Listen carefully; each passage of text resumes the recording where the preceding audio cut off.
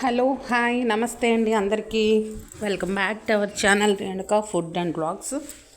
ఇది పెసరపప్పు సేమియా పాయసం అండి. హెల్త్కి కూడా చాలా మంచిది, చాలా టేస్టీగా కూడా ఉంటుంది.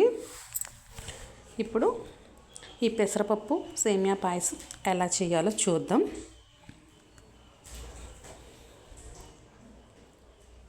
వచ్చేసేయండి.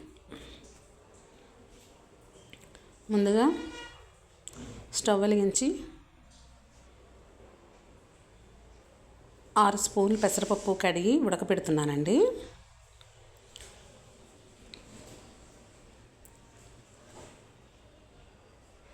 ముందు ఫ్రై చేసుకోవచ్చండి పెసరపప్పు. అదే గిన్నెలో ఫ్రై చేసుకుని తర్వాత కొంచెం వాటర్ వేసుకుని కడిగేసి పెట్టేసుకోవచ్చు. నాకు పెసరపప్పు ఇక్కడ ఉడికిందండి. నేను ఇందులో పాలు వేస్తున్నాను. పెసరపప్పు నాకు ఉడికింది. మనకి ఎంత పాయసం కావాలో దానికి తగ్గట్టు పాలు వేసుకోవాలి. నేను క్వాంటిటీ ఇక్కడ ఇద్దరికి మాత్రమే చేస్తున్నాను. 1 గ్లాసున్నర పోసానండి పాలు. ఇంకో స్టవ్ మీద బౌల్ పెట్టి వాటర్ కాగాక సేమియా ఉడకబెడుతున్నానండి.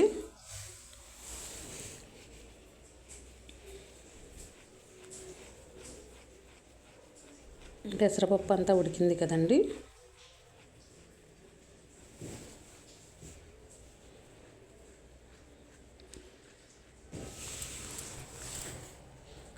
సేమియా కూడా ఉడికింది. ఆ సేమియాని మనం దీనిలో యాడ్ చేసుకుందామండి. నేను పెసరపప్పు ఉడికిందని చూపిస్తున్నాను.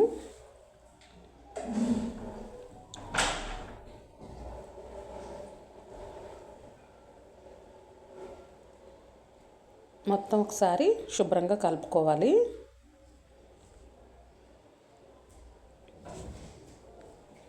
చాలా బాగుంటుందండి పెసరపప్పు పాయసంలో వేస్తే. టేస్ట్ ఎక్స్ట్రాడినరీగా ఉంటుంది. దోరగా ఉన్న జామకాయలు ఒక 2 తీసుకుని కట్ చేశానండి. దానిలో లైట్గా ఉప్పు కారం వేసుకుని తినాలి. రోజుకి 2 జామకాయలు తింటే హెల్త్కి చాలా మంచిదండి. యాపిల్ కూడా తినక్కర్లేదు, అంత మంచిది జామకాయ తింటే. ఈ సేమియా పాయసం రెడీ అవుతుందండి. ఎండ కూడా రెడీ అయిపోయిందండి.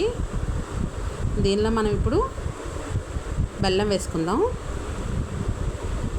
బెల్లం సరిపడినంత తీసుకుని దంచుకొని వేసుకోవాలి. బెల్లం కరిగే వరకు తిప్పుకోవాలండి, కలుపుకోవాలి. 1 స్పూన్ యాలకుల పౌడర్ వేస్తున్నానండి. పంచదార యాలకులు కలిపి పౌడర్ చేసి ఉంచుకున్నది వేస్తున్నాను.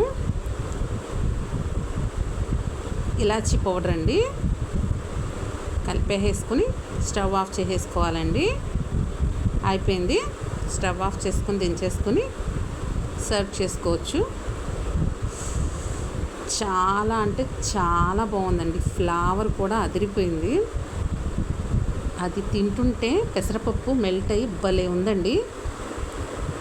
నోటికి